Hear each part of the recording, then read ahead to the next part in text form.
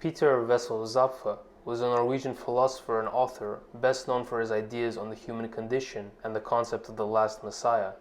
Zappfe believed that humanity's unique ability to think abstractly and reflect on its own existence creates an unbearable cognitive dissonance that leads to existential anxiety and despair.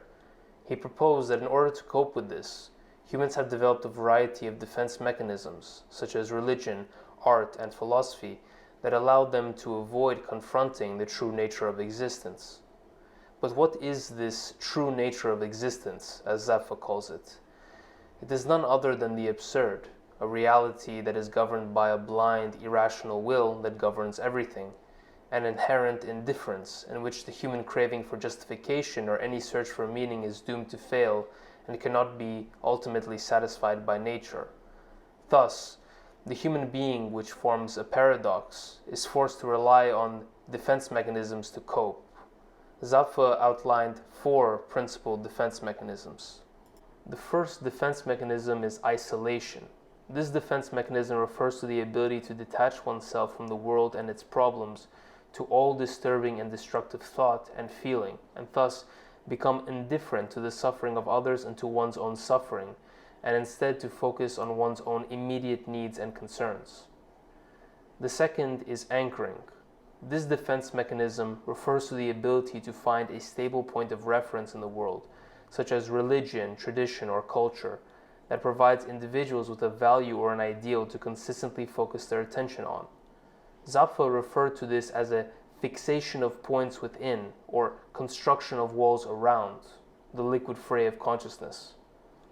Such examples can be found in God, the church, the state, morality, fate, the laws of life, the people, the future, all of which form examples of collective primary anchoring mechanisms. The third is distraction, the ability to divert one's attention away from the problems of existence by engaging in activities such as entertainment, sports, work, and so on, by consciously or subconsciously limiting one's attention span and focusing all of one's energy on the next task or idea. This in turn prevents the mind from turning in on itself and ripping itself apart. As a small tangent, a recent study in the Journal of Science found that most people would rather choose to self-administer an electrical shock than to sit quietly in a room alone with their thoughts for several minutes. It is truly incredible how few people are comfortable living without a form of distraction for even such a short period of time. The fourth and final defense mechanism is sublimation, which refers to the ability to channel one's instincts and desires into socially acceptable and constructive activities, such as art, poetry, science, or philosophy, a refocusing of one's energy towards some higher aesthetic. Indeed, Peter Wassel Zappfe was doing just this. In every human life, indeed likely it is in every second of our human experience, we deal with the true nature of existence, analogous to the Nietzschean abyss, through one or a combination of these defense mechanisms. Zappfe's organized and categorical diagnosis of the human condition and its coping mechanisms are, in my view, at least so far, second to none. But he was ultimately a philosophical pessimist and held a fatalistic view of the human condition.